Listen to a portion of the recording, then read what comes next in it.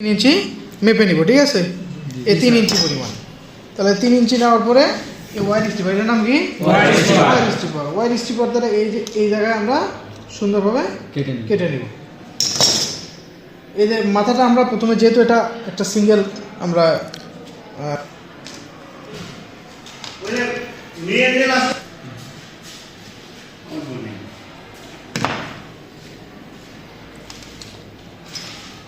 চারটা দিয়ে ঘোড়াগুলো কিন্তু সমান রাখতে হবে, বুঝছেন? এই ঘোড়াগুলো সবগুলোরই সমান রাখতে হবে।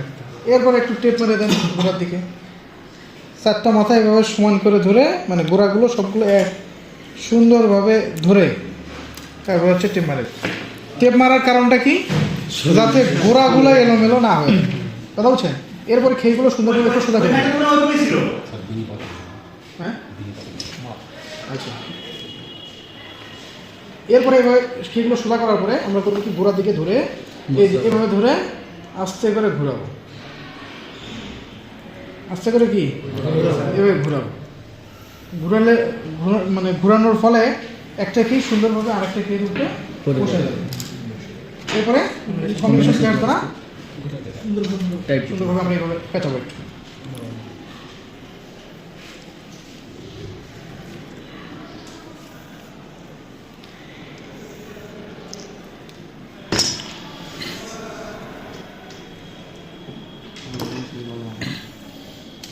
তারপরে এই যে কম্বিনেশন প্লেয়ার্সের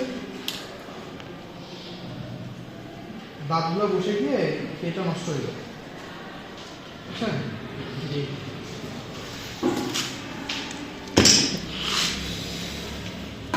আপনাদেরটাও কীভাবে মসৃণভাবে বুঝতে হবে। এরপরে আমি ট্রাই স্কোয়ার দ্বারা আবার একটু মাপে নেব, বুঝছেন? 3 ইঞ্চি আবার মাপে নিব।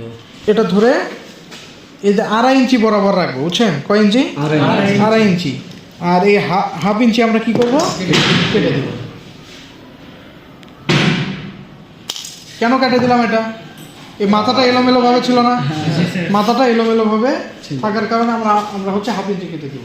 তাহলে টোটাল এটা কতখানি থাকলো? 2.5 ইঞ্চি। আবার ট্রাই স্কোয়ার দিয়ে একটা কলম দেন, ট্রাই স্কোয়ার ধরে 1.5 ইঞ্চিতে আমরা ধরবো। কয় ইঞ্চি?